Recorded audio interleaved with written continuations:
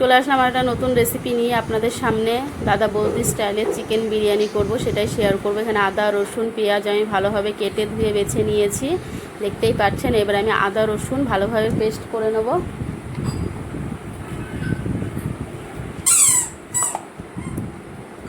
এই যে আদা রসুন আমি পেস্ট করে নিয়েছি।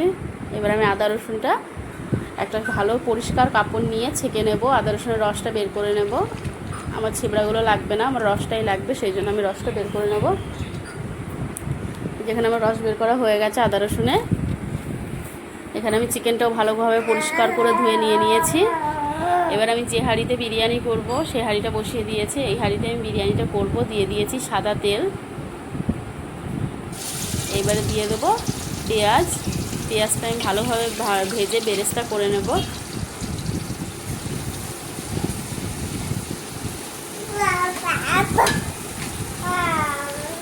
আমার ছেলের আওয়াজ আসবে, একটু ভয়েস দেওয়ার দেওয়ার সময় আমার ছেলে ছিল পাশে, ও চিল্লাচ্ছিল।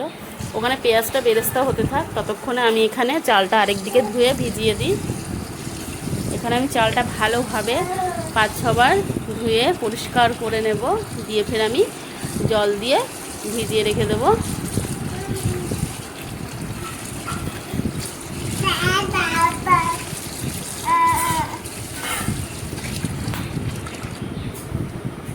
একটু আমার ছেলের আওয়াজটা ইগনোর করবে, ও পাশে বসে খুব চিল্লাচ্ছে। কী করবো, ছোটো বাচ্চা থাকলে এইভাবেই কাজ করতে হয়, কাজ তো করতেই হবে।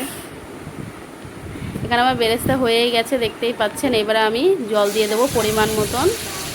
আমি এখানে 2 কিলো চিকেন নিয়েছি আর 1.5 কিলো আলু নিয়েছি। তো দুটো জিনিস আমাকে এই জলেই বয়েল করতে হবে, সেই কোয়ান্টিটি অনুযায়ী আমি জল দিয়েছি। আপনারা যতটা পরিমাণ চিকেন বা আলু নেবেন সেই অনুযায়ী জল দেবেন। তো এখানে আমি দিয়ে দিয়েছি পরিমাণ মতন লবণ, আর দিয়ে দেবো কাশ্মীরি লঙ্কার গুঁড়ো। দিয়ে আমি ভালোভাবে মিক্স করে নেব।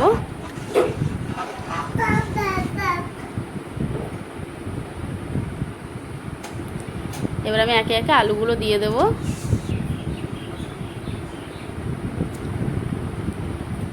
এবার আমি ঢাকা দিয়ে আলুগুলোকে ভালোভাবে 10 থেকে 15 মিনিট বয়েল করে নেব। যেই হালকা বয়েল আসবে তখন আদা রসুনের যে রসটা আমরা করে রেখেছিলাম সেটা দিয়ে দেব। দিয়ে নাড়া দিয়ে আবার ঢাকা দিয়ে দেব।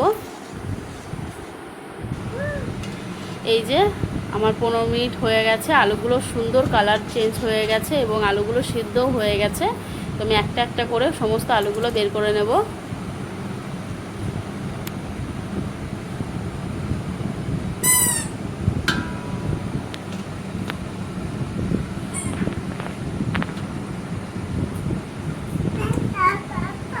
প্লিজ একটু আমার ছেলের আওয়াজটা ইগনোর করবো, পাশে খেলা করছে। এখানে আমি আলুগুলো সব বের করে নিয়েছি। এবার একে একে সমস্ত চিকেনগুলো দিয়ে দেব।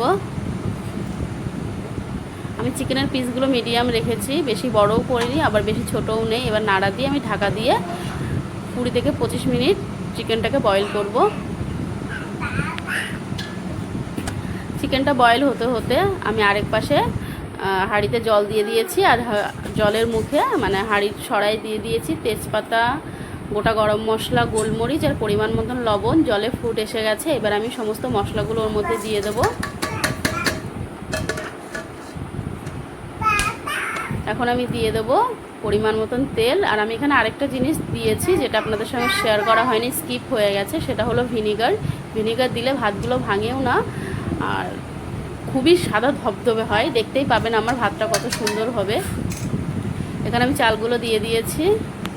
এখানে আমার চিকেনটা প্রায় বয়েল হয়েই গেছে। এবার আমি সমস্ত আলুগুলো একে একে দিয়ে দেব।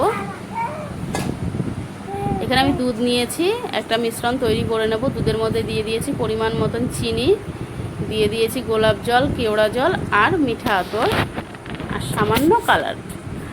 আপনারা চাইলে কালার নাও দিতে পারেন, আমি দিয়েছি কালারটা। আর আমি কি পরিমাণ কতটা উপকরণ ব্যবহার করছি সবই আমি ডেসক্রিপশন বক্সে মেনশন করে দেবো, আপনারা চাইলে সেখান থেকে চেক করে নিতে পারেন। এই যে আমার এক মিশ্রণটা তৈরি হয়ে গেছে, এদিকে আমার চিকেনটাও রেডি। তো চিকেনের উপরে আমি দিয়ে দেবো বিরিয়ানি মশলা। আমি এখানে সানরাইজের বিরিয়ানি মশলা ব্যবহার করছি। আমার বাড়িতে তৈরি করা বিরিয়ানি মশলাটা শেষ হয়ে গেছে, বলে আমি বাড়িতেই তৈরি করি। আপনারা যদি সেই বিরিয়ানি মশলা তৈরির রেসিপি দেখতে চান অবশ্যই আমাকে কমেন্ট করে জানাবেন, আমি আপনাদের সঙ্গে শেয়ার করব। আর এখানে আমি দিয়ে দিচ্ছি টক দই আমুলের।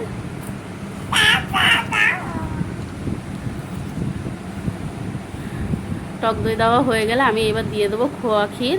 খোয়া ক্ষীরটা আমার ডিপ ফ্রিজে ছিল, এই জন্য এতটা শক্ত হয়ে গেছে। খোয়া ক্ষীরটা মানে পরিমাণ মতন দিতে হবে, বেশি হয়ে গেলে আবার গন্ধ বেরোয়। এখানে আমার চালটা 60% হয়েছে, আমি এটা বেশি বয়েল করিনি। প্রথম যে লেয়ারটা দেবো সেটা 60%-এর দেবো। এবার আমি যে দুধের মিশ্রণটা করে রেখেছি সেটা ওপর থেকে দিয়ে দেবো। আর আমি সাইড থেকে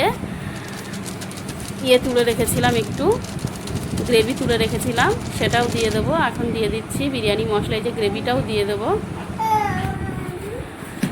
আর বাদবাকি যে চালটা ছিল সেটা আমি 70% কুক করে সমস্ত চালটা দিয়ে দিয়েছি। ভাতটা দিয়ে আমি ওপর দিয়ে দুধের মিশ্রণটা দিয়ে দিচ্ছি, দিয়ে দেবো বিরিয়ানি মশলা।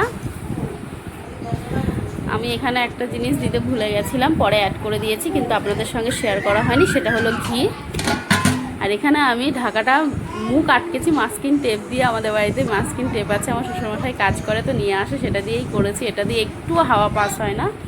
আপনারা আটা ময়দা যে দিয়ে পারবেন তাই দিয়ে আপনারা টাইট করে মুখটাকে সিল করে দেবেন। তো প্রথমে 10 মিনিট হাই হিটে, তারপরে 15 মিনিট লো হিটে, তারপরে ওই দমেই রেখে দেবেন 15 মিনিট, তারপরে 45 মিনিট পরে খুলবেন।